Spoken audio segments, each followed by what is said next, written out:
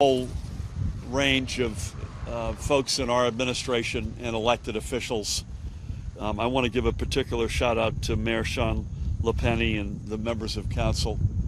Sean was just gracious enough to host me to go down and see the actual flooding along the Raritan, which even as it's receded is still quite striking.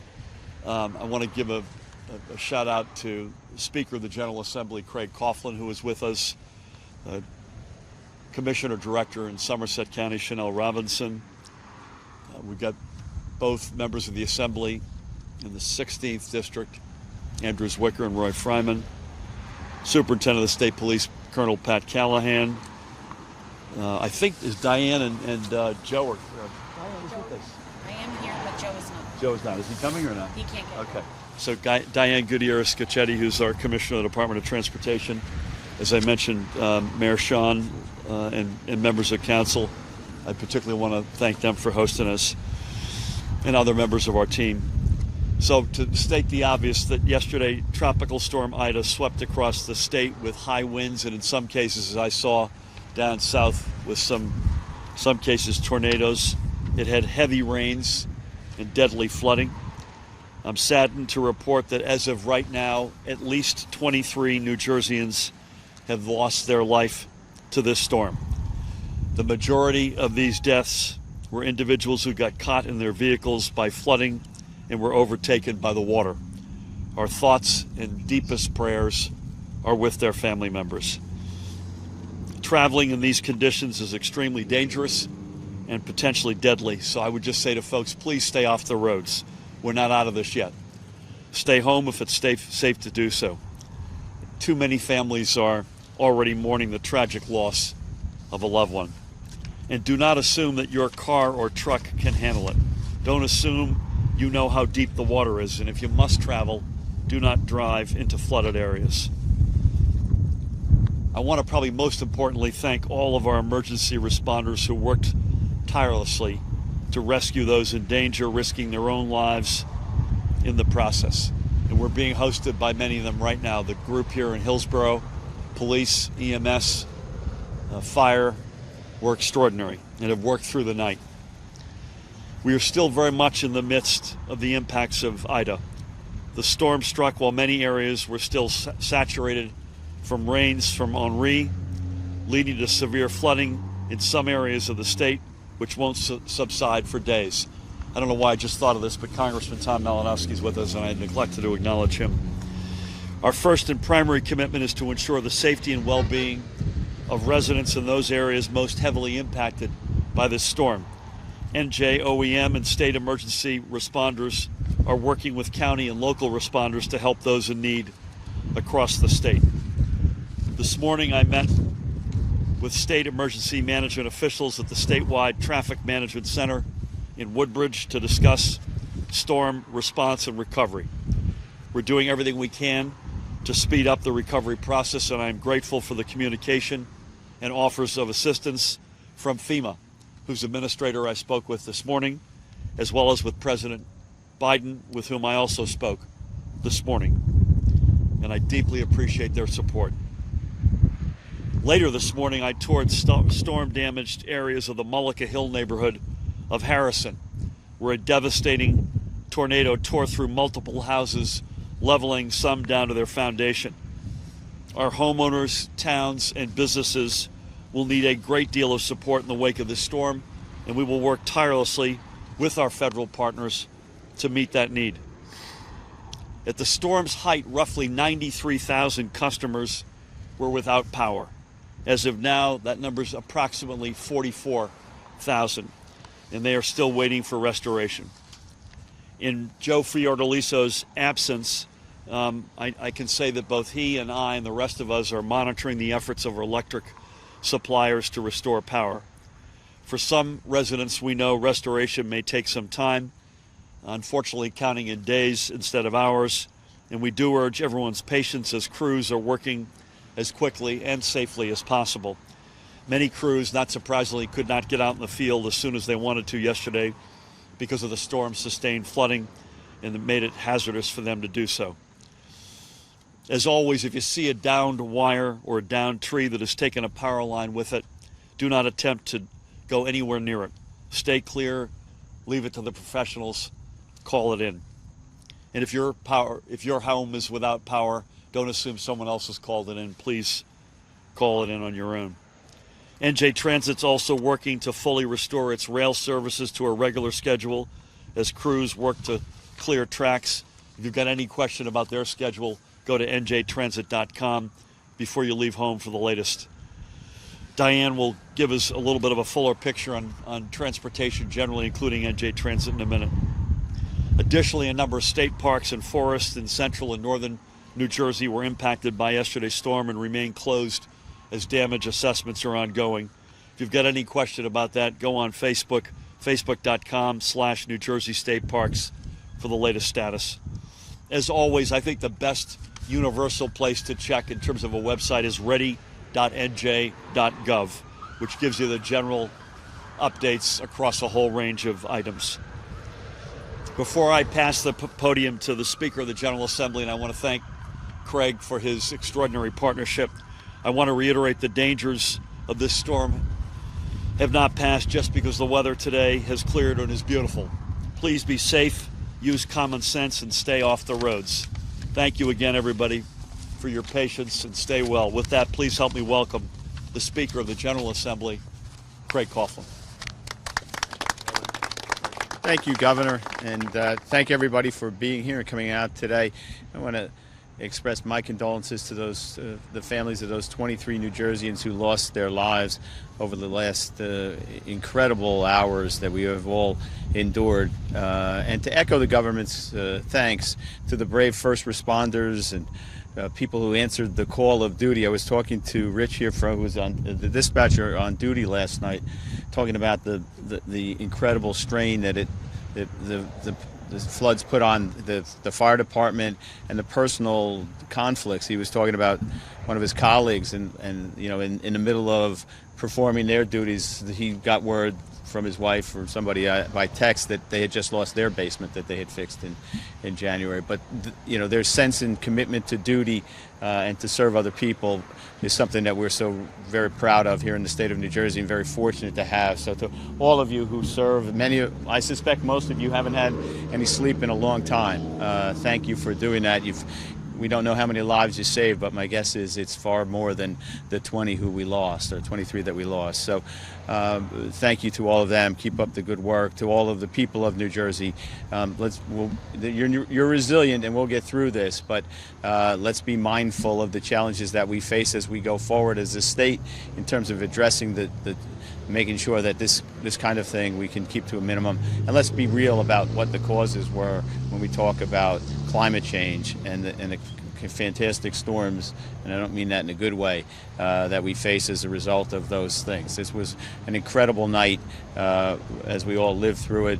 I know in my district, Carteret was particularly hard hurt, as well as Woodbridge. We lost one of our souls in Woodbridge as well. So these are challenging efforts that have to be made, but we're going to get through it. You know, we'll do better. But to everybody here, thank you for making a difference, and to all of you out there, God bless. Stay safe and be mindful, as the governor pointed out, that you can't get through the water. You have to be really careful. Thank you all. Thank you, Governor. Thanks, Craig. Thanks, buddy. Thank you, Craig, for your leadership and for your words. A couple of folks from our cabinet would love to just come in and give you a very brief sense of things. Please help me welcome the Commissioner of the Department of Transportation, Diane Gutierrez-Scicchetti. Diane. Thanks, Doug. Thank you. Good afternoon, everyone. The DOT family shares its condolences as well, as the governor stated and Speaker. It is difficult in these circumstances that are so sudden, and so our hearts go out to those. I would be remiss if the first thing I didn't do was to thank our partners at New Jersey State Police, local law enforcement, and so many of the folks behind me, our first responders, who we could not do our job without. It's difficult times, and without them, we can't be as successful. There's no doubt the interstate highway system was inundated with water last evening. Rain fell at a higher rate per hour in a shorter time than was forecast. We still have several roads that have partial closures. Route 77 down in Gloucester County is still partially closed as they continue to try to replace utility poles that were downed as of the events last night. We have partial closures on Route 1 and Route 29, as well as in Route 18 in New Brunswick. We have Route 22 at Chimney Rock. The ramps are closed based on an MSC wall failure, and we are assessing those issues now. In all, we have at least 21 damage assessments that we're conducting. We will not have a total until the rest of that water recedes and we can assess the pavement and its condition, which we will continue to do throughout today and tonight until it gets done. Happy to report there were no incidents on the Atlantic City Expressway or at Atlantic City Airport. The New Jersey Turnpike and Garden State Parkway are fully open. There will be periodic lane closures on those roads to allow for cleanup and some minor repair. Last night, we actually started our first 511 Connect operation.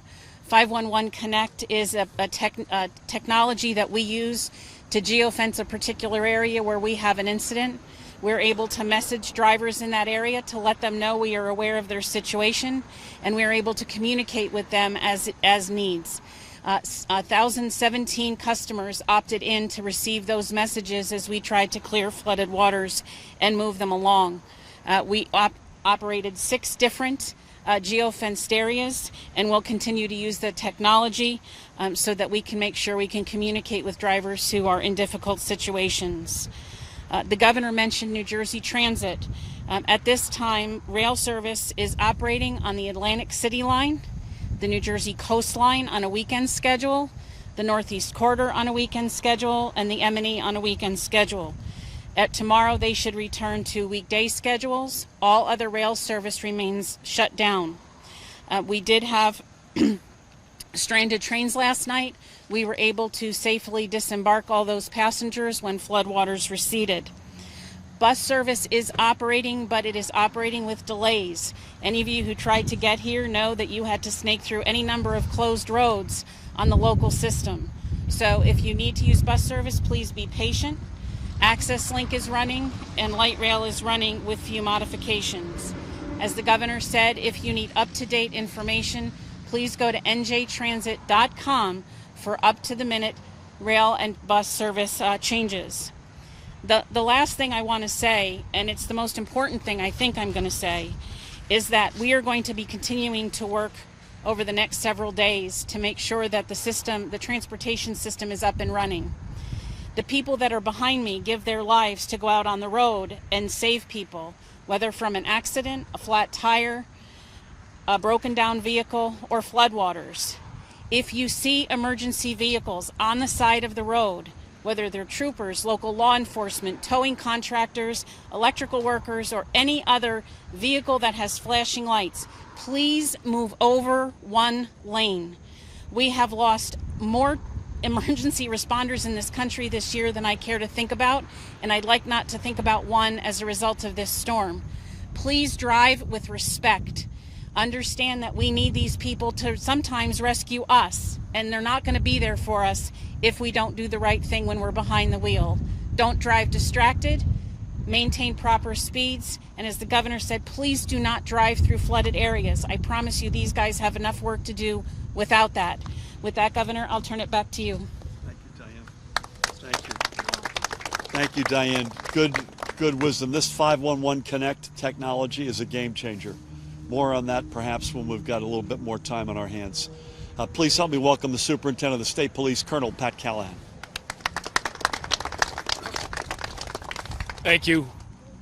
I'll be brief. I know it's been a couple days for everybody here, and I know certainly everybody behind me.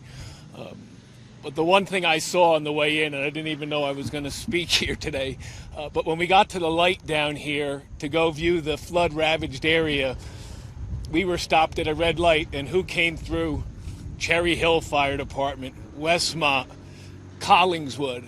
And it just made me think of our New Jersey family, and we call it mutual aid around here, but that's what makes New Jersey special, that first responders, don't care about what this emblem on the door is or the patch on our sleeve, that we truly are a New Jersey family and we come to each other in times of need.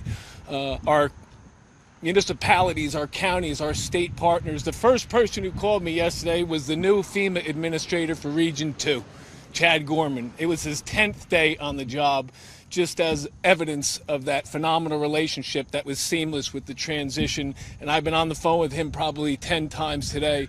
So I can assure Hillsborough and the communities around the entire state of New Jersey that the Office of Emergency Management will work with FEMA, will work with your county OEM coordinators and your towns from a public assistance standpoint, and certainly from a more long-term standpoint to mitigation efforts that we can take so we don't have to go through this one more time ever again. So I'm humbled to serve shoulder to shoulder with everybody throughout the state, and let's just, as we always do, take care of one another. God bless. Thanks, Pat. Thank you, Pat. Sean and I were in the car coming back, and we have to remind ourselves, Hillsborough is one of the great communities in this state, if not this country. It is the quintessential Jersey town, great schools, great quality of life, and it's going to fight through this thanks to the mayor and council. Chanel and her team at the county level. We'll do our share at the state government level. No matter how good a job all of the above do, we still need great representation in Washington. We still need to get our fair share out of Washington now more than ever. I spoke to the president, as I said. He is all in. He knows Jersey. He loves Jersey. He's going to be there for us. But for instance, getting an infrastructure bill out of Congress that the president, I know, will sign, that has a lot of resilient infrastructure that would go toward making something like this, if it were to happen in the future, a lot less painful for residents here in Hillsborough and around the state, would be a game changer for New Jersey. And the good news is we got one of those great fighters with us. Please help me welcome our final speaker, Congressman Tom Malinowski. Thank you, Governor. And I just want to add my words of thanks to the incredibly brave volunteers of the Hillsborough Fire Department. Thank you, guys. You saved a lot of lives last night, and I don't think too many of us appreciate exactly how hard that was and how hard it is every time something like this happens. And despite that courageous effort, there's been significant loss of life. 2 people lost in Hillsborough right here. 4 deaths that we know of in Raritan Township, not too far from here, and many, many people missing. Significant infrastructure damage as well. Just in my little town of East Amwell, we have 4 bridges that we're going to have to be replaced, not just repaired. And multiply that by all the little towns and townships across Hunterdon and Somerset and Warren and Morris counties and all the parts of the state that have been hit hard. And this is not over yet. The floodwaters are receding here. But for our river towns in Hunterdon County, for example, they're bracing for the Delaware River actually continuing to rise. It's going to crest tonight at, I've heard 9 or 10 p.m. So we're not yet at the recovery phase. We're still dealing with a very, very serious situation for some of our fellow New Jerseyans. We're going to need a lot of help. The governor, as you know, has requested a federal emergency declaration. I'm confident that President Biden is going to give us that in a very short period of time. That is going to unlock all of the things that FEMA can do for us. And I'm going to fight for all of it, for help for our homeowners who have damage in their homes, for our small businesses, for people who lost their homes, for our municipalities and our county governments that are going to be dealing with the cleanup and with the repair of that infrastructure that has been lost. So we are going to do what it takes to make sure that we recover. But that's not enough, because we have to remember this is a wake-up call. It's not our first wake-up call. Anybody who believes that it's too expensive to stop climate change, anyone who believes that we cannot afford to stop climate change, has got to wake up to the fact that we cannot afford not to. This is going to happen again. And that's why this infrastructure bill that we are going to pass in the House that President Biden is going to sign has tens of billions of dollars, as the governor suggested, to make sure that we are more resilient in preparing for and dealing with these events. And even that is not enough. What this reminds us is that it is absolutely urgent. It is past time for this country to make the transition from fossil fuels to clean energy. We have an opportunity to do that in Washington this year.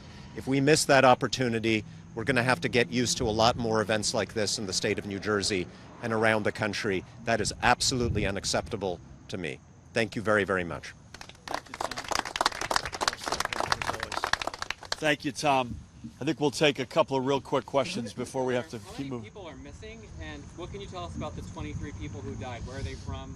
Yeah, What else can you tell us? we made a decision. We're gonna withhold a complete rundown of the blessed losses of life. They are spread across a handful of counties, largely concentrated, not entirely, but largely concentrated in central Jersey and a few in the north. I don't have a missing number, Pat, do you? We could get that to you. That number is moving around for obvious reasons, but we can get that to you. Matt. Governor, on calling declarations of emergencies, it's not uncommon for you, for example, to do that hours ahead of a snowstorm. You didn't call this one last night until around 10 o'clock when much of the state was flooded. Do you think that if you called it earlier, you could have enticed or incentivized more people to stay home and off the roads? I mean, we always do a post-mortem on all these storms. Each storm is unique. Each storm teaches us lessons that we then apply in future storms. In the region, we were ahead of anyone else in the region, so we also looked at our neighbors and consult with our neighbors. So we were ahead of New York State and New York City by several hours, respectively. We're going to take a hard look at everything associated with this. We screamed out at a press conference yesterday to take this seriously. It could be a very significant rain event. We talked about tornadoes. We suggested to folks to stay home and stay off the road. If I were to be self-critical, we still had way too many cars on the road. Where's Sean? We saw a bunch of cars still on that bridge down there that are still at this moment abandoned. You're seeing them all over the state. But we look back and tighten the playbook every single time and make the decisions as best we think, given the circumstances. Governor, do you have a sense of how much road closures and power outages affected hospital systems and people there getting care?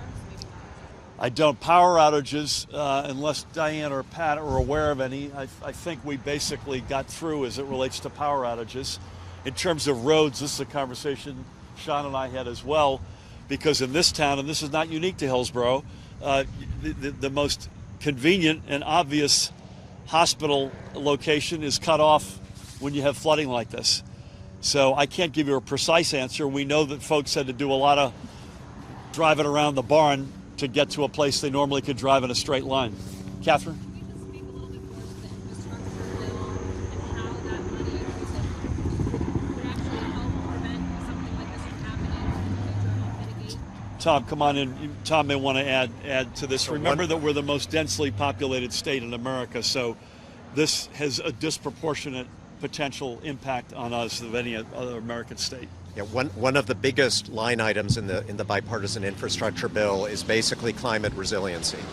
That's money to improve flood mitigation above all other things. Since in this part of the country, I mean, climate change manifests as water.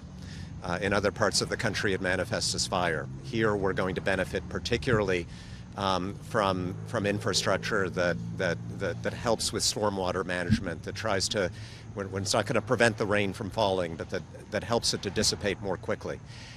As I said, it's not enough, and this is why the Build Back Better bill, the budget reconciliation bill, is so important. That is our biggest opportunity in years, and it may be our last opportunity in years, given the politics in Washington, to take a giant leap forward towards clean energy in this country through market incentives, through a fee on, basically a carbon fee on imports to this country, putting into effect the goal that President Biden has set of America relying 100% on clean energy for electricity generation by 2035. If this doesn't teach us how urgent that is and how necessary that is, I don't know what will. Amen. I just would conclude by saying that, Mike, this gets back to your question. I just want to say this. I said that we have confirmed at least 23 losses of life. This also plays into folks who may still be missing. Please keep each and every one of them and their families in your prayers, and let's hope that that number does not go up. I'm going to, assuming we can get there, we're going to get in the truck and head up to Passaic, and I'll be making some more stops throughout the day tomorrow. I want to thank the mayor and council, the commissioner director and her team. Speaker Coughlin, thank you to the assemblyman, to the congressman, to the members of our cabinet and team, and most importantly to the first responders, guys. You've been extraordinary. I think you said you rescued 200, a couple of hundred folks in this storm. Think about that. So it was awful. Any loss of life is awful and unacceptable. But can you imagine if that 23 was 223, and it would have been without the lives of these men and women. So to each and every one of them, we have nothing but huge respect and deepest thanks. Thank you all.